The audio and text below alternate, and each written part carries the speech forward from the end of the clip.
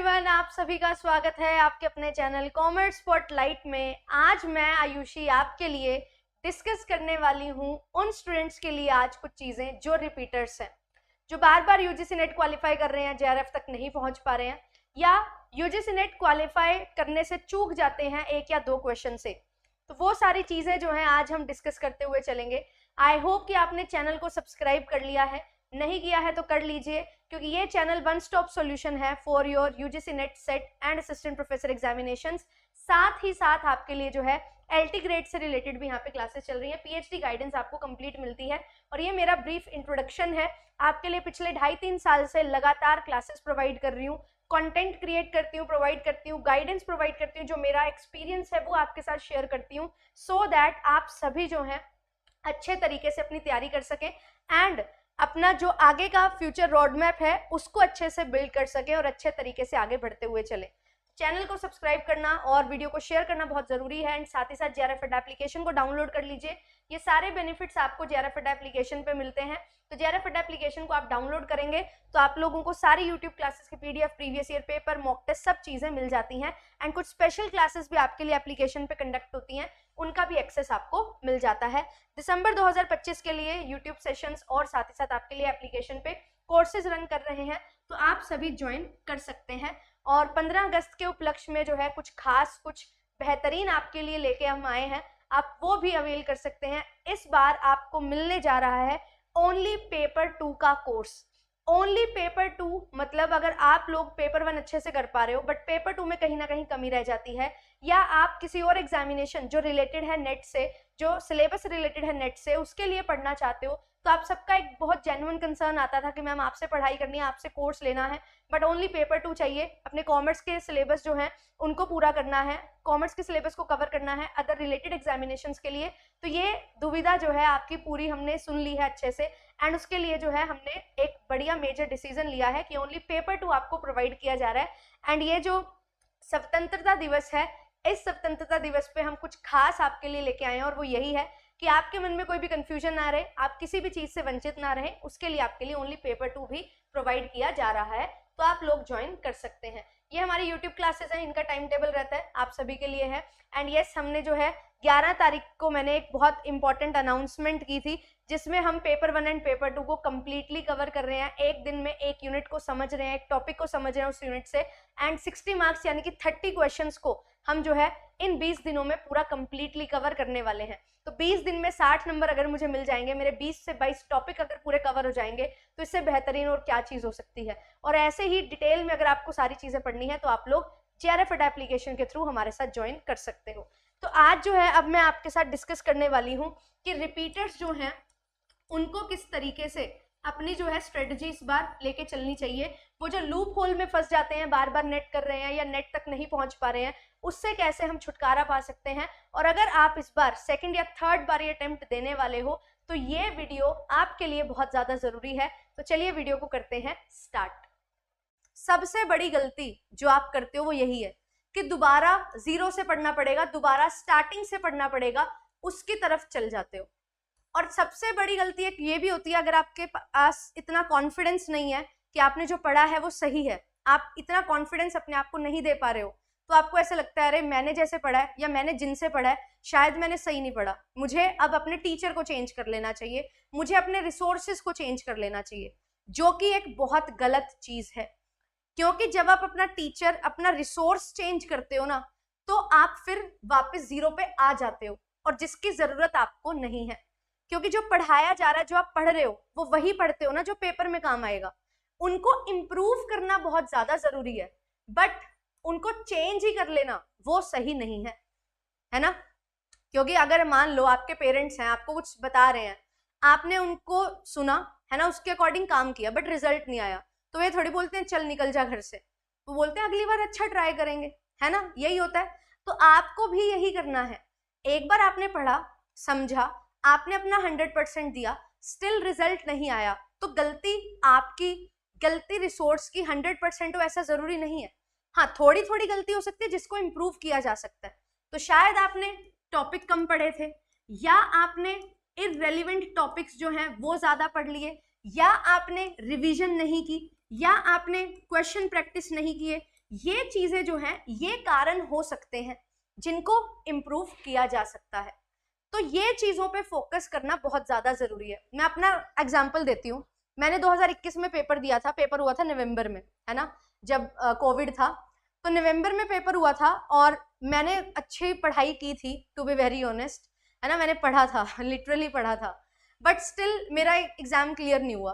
But जिस time मैं paper दे रही थी ना, जब मैं एग्जाम हॉल में थी, तो मुझे यहाँ साफ साफ दिखाई दे रहा था कि मैंने जो पढ़ा है ना वो तो सही है, बट मैंने उसको अच्छे से रिवाइज नहीं किया।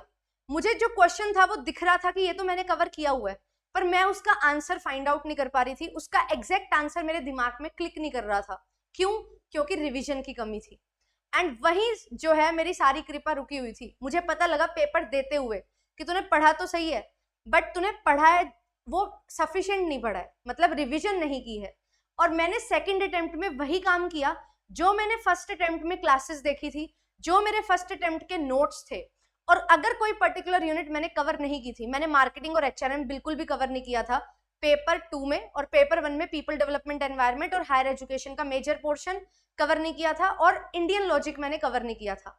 ये 2.5 यूनिट जो है, 2-2.5 यूनिट पेपर 1 में, और इन्हीं यूनिट्स के मेरे क्वेश्चन सही नहीं हुए क्योंकि मैंने कवर ही नहीं किए थे। और मेरे पेपर में मार्केटिंग से आगे थे 12-13 क्वेश्चन।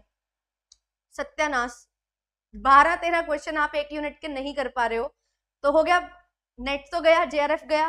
तो वहां पे मुझे ये चीज रियलाइज हुई थी कि मैंने जो कमी की है कोई पर्टिकुलर यूनिट ना प्रिपेयर करके, या जिन यूनिट को प्रिपेयर किया ना उनमें उतना नहीं प्रिपेयर किया जितना करना चाहिए था। इसका एग्जाम्पल, मेरे पेपर में 5 क्वेश्चन आए थे स्टैंडर्ड कॉस्टिंग से, है ना, ओवरहेड वेरिएंस से क्वेश्चन आया था। मैं न्यूमेरिकल बहुत अच्छे से सॉल्व करती हूँ, ऐसा मेरा मानना है, और मेरे को बहुत विश्वास है न्यूमेरिकल पोर्शन पे अपने। तो मैंने प्रे किया था कि भगवान जी न्यूमेरिकल क्वेश्चन दे देना एक आरसी में, अगर मतलब ऐसे न्यूमेरिकल आए तो बेटर रहेगा, है ना, और एक आरसी आ गया न्यूमेरिकल। स्टैंडर्ड कॉस्टिंग मैंने सारा चैप्टर किया था, मैंने मटेरियल वेरिएंस, मैंने लेबर वेरिएंस, बहुत सारे क्वेश्चन प्रैक्टिस किए थे। मैंने वेरिएबल ओवरहेड वेरिएंस भी कर लिया था। फिक्स्ड ओवरहेड वेरिएंस थोड़ा लंबा था और वो मैं रिवाइज नहीं कर पाई और वो छूट गया, और पेपर में 5 क्वेश्चन वहीं से आए हुए थे, है ना। तो ये चीजें होती है ना, किस्मत भी बहुत बड़ी चीज होती है, and I believe in this. तो वो 5 क्वेश्चन जो मैंने मांगे थे न्यूमेरिकल आ जाए, आए थे, बट मैंने रिवीजन नहीं की थी, तो गड़बड़। तो जो टॉपिक आप कर रहे हो उसको आपको 100% करना है, ये बहुत जरूरी है, ये आपको मेक श्योर करना पड़ेगा, अदरवाइज कोई फायदा नहीं होने वाला है। तो ये चीजें जो है ना, इन पे आपको ध्यान देना है। बार बार एक ही चीज को रिवाइज करते रहना, बार बार एक ही नंबर ऑफ क्वेश्चंस पे स्टिक हो जाना कि मेरे तो 90 क्वेश्चन ही सही हो रहे हैं हर बार, ये सबसे बड़ा जो है एक लूप होल है जिसमें हम फंस जाते हैं। तो कोशिश करनी है, जो चीजें आप छोड़ के जा रहे हो, जो चीजें आपने रिवाइज कम की हैं, उनको दोबारा रिवाइज करो। आप कोई पर्टिकुलर यूनिट नहीं करके गए, let us suppose accounting and auditing, तो आपका ही सबसे पहला काम अब यही बनता है कि आप unit number 2 accounting and auditing जो है ना, इसको कवर करना शुरू कर दो फ्रॉम स्टार्टिंग। बिल्कुल स्टार्टिंग से A to Z आपको कवर करना है, जो भी चीजें मेंशन है।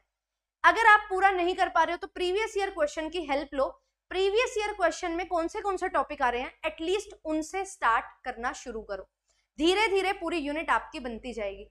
ऐसे ही सेम यूनिट कोई भी है पेपर 1 की, उसको आपने करना है। आपको लगता है डीआई से डर, आपको लगता है मैथ्स से डर, ये मैथ्स और डीआई सेम नहीं है, ये दोनों अलग अलग चीजें हैं। तो अगर आप मैथ्स नहीं कर पा रहे, एटलीस्ट आप डीआई तो कर पा रहे हो ना। क्यों? क्योंकि डीआई में क्या है, अरिथमेटिक टेक्निक्स यूज करनी है, मल्टीप्लीकेशन, डिवीजन, एडिशन, सब्ट्रैक्शन, ये आपको चाहिए कैलकुलेशन के लिए। देन अरिथमेटिक टेक्निक में रेशो, एवरेज, परसेंटेज, फ्रैक्शन, ये काम आपको करना है। तो ये चीजें सीख जाओगे तो डीआई अच्छे से हो जाएगी। फिर उसके बाद धीरे धीरे आपका कॉन्फिडेंस बढ़ेगा, तो उन टेक्निक्स को ही यूज करके आप मैथ्स के कुछ टॉपिक्स अच्छे से कर पाओगे। फिर उसके बाद जो मैथ्स बेस्ड डीआई आती है, वो मैथ्स बेस्ड डीआई भी आपकी कवर होना शुरू होगी जब आप मैथ्स के टॉपिक को समझना शुरू कर दोगे।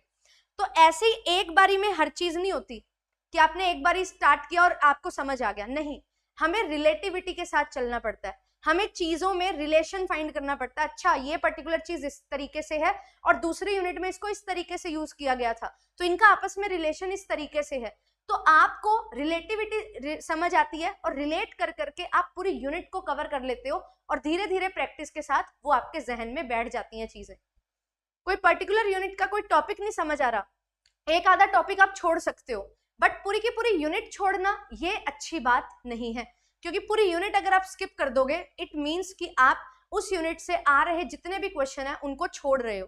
बेशक नेगेटिव मार्किंग नहीं है, बट वहां पे समझ नहीं आता कि क्या इसका सही क्वेश्चन का आंसर होगा, तो वो तुक्के जो है ना वो नहीं लगते हैं, बहुत रेयर 10 में से 1-2 क्वेश्चन सही होते हैं।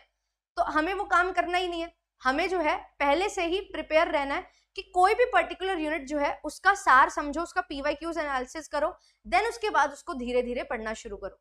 और अगर आपने कोई पर्टिकुलर यूनिट स्किप की है, कोई टॉपिक स्किप किया है जिसकी वजह से आपको पेपर में देखने को मिला कि आपका एग्जामिनेशन क्लियर नहीं हो रहा, उसको सबसे पहले कवर करना शुरू करना है। आपको ऐसा लगता है कि आपने मॉक टेस्ट कम लगाए हैं, तो अभी से इसी वीक से every week you should give 1 mock test, क्योंकि आप रिपीट कर रहे हो, आपने पहले पढ़ा हुआ है, तो आपको अभी पढ़ने की जरूरत नहीं है, आपको रिवीजन की जरूरत है। तो हर हफ्ते एक मॉक टेस्ट दो, उसको एनालाइज करो एंड अपने जो भी टॉपिक्स हैं उनको रिवाइज करो, एंड जो कोई पर्टिकुलर यूनिट आपने स्किप की थी उसको धीरे धीरे कवर करते रहो। 3 दिन में यूनिट कवर करने पे लगाओ, 3 दिन में 1 दिन मॉक टेस्ट लगाया, 1 दिन रिवीजन की, 1 दिन मॉक टेस्ट को एनालाइज किया। तो ये इस तरीके से अपने वीक के 6 दिन जो है आप लोग ऐसे डिवाइड कर सकते हो, और इसी तरीके से आपको हर चीज कवर करते हुए चलना है, इसी से इंप्रूवमेंट आएगी। अदरवाइज मैंने ये नोट्स बना रखे हैं, इन नोट्स को उठाया, इन नोट्स को रिवाइज करना शुरू कर दिया, अरे ये तो कर चुके हो ना, जो नहीं किया उस पे काम करो ना, जो जिसकी वजह से पेपर नहीं क्लियर हो रहा उसको समझो ना। मॉक टेस्ट है, नोट्स की रिवीजन है, या नोट्स मेकिंग ही पुअर है, या नोट्स आधे अधूरे बनाए हुए हैं जिसकी वजह से आप चीजें याद नहीं कर पाते, रिकॉल नहीं कर पाते, उस पे आपको फोकस जो है वो करना चाहिए। न्यूमेरिकल पोर्शन, थ्योरेटिकल पोर्शन, उस पे फोकस आपको करना पड़ेगा। और न्यूमेरिकल बहुत ज्यादा डिफिकल्ट नहीं आते हैं, अगर आप थ्योरी समझ चुके हो तो न्यूमेरिकल भी बहुत इजीली हो जाते हैं, ठीक है। ये चीजों पे फोकस आपने करना है। और सेम सेट एग्जामिनेशन में भी यही चीज होती है। क्या होता है सेट में कि नेट वाला ही सिलेबस है, बट यस क्वेश्चन जो है वो थोड़े इजी टर्म्स पे हमें देखने को मिलते हैं, ठीक है। ये चीज आपको ध्यान में रखना है।